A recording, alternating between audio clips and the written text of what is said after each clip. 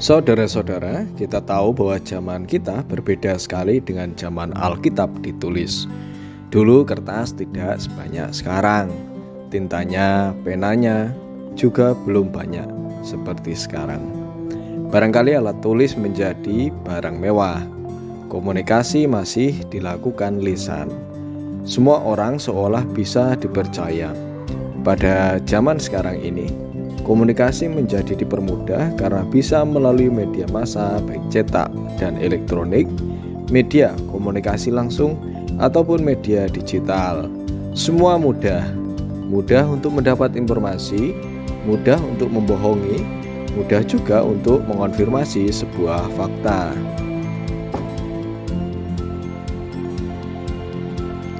Pada kitab Keluaran 22 ayat 1-17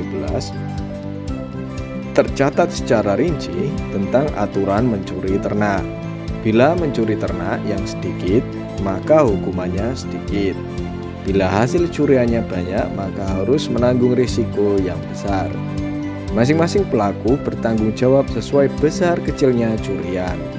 Aturan ini bersumber dari hukum Taurat yang berbunyi, "Jangan mencuri."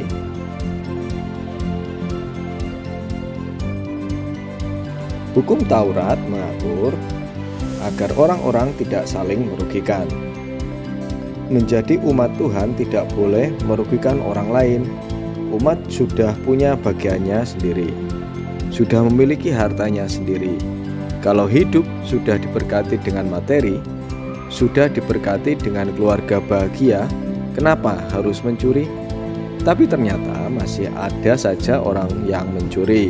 Setidaknya aturan dibuat karena memang telah terjadi pencurian hak dan kewenangan, maka dinilai perlu untuk membuat aturan ini. Ternak menjadi harta yang berharga bagi umat yang sedang berada di gurun tersebut. Mereka sudah mengumpulkan emas dan perak yang didapat di Mesir. Barangkali terdapat harta benda yang memang sudah dicuri, dan kali ini baru tentang pencurian ternak saja yang diatur. Bagaimana dengan zaman sekarang? Adakah perbedaan aturan? Di zaman kita sekarang ini, aturan berkembang seiring dengan berkembangnya aset dan pemikiran manusia. Orang semakin cerdas mengumpulkan harta di dunia. Semakin banyak benda-benda berharga ditemukan di dunia. Semakin pintar orang menyimpan harta itu, semakin pintar pula orang mencurinya. Ditambah satu lagi, semakin beragam saja cara orang membuat aturan tentang aset dan pencuriannya.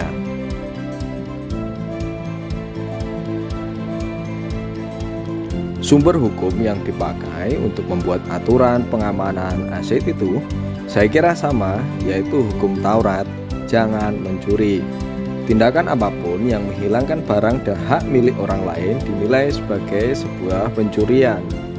Mencuri sama dengan melanggar Taurat, dan konsekuensinya adalah dosa. Dosa dengan penghukuman Elohim.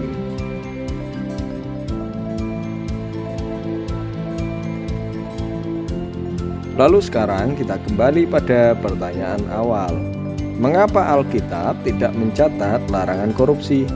Rupanya perlahan kita bisa menjawabnya sekarang.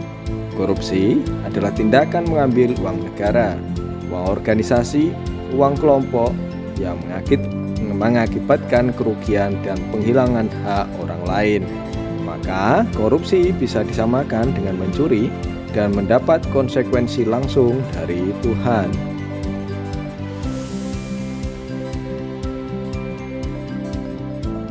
Demikian kiranya menjadi bahan pengetahuan bagi kita semua. Bila mana kita mengetahui adanya pelanggaran, penggelapan, dan pemborosan uang negara, uang kelompok, maka mari kita bersama-sama melaporkannya kepada penegak hukum.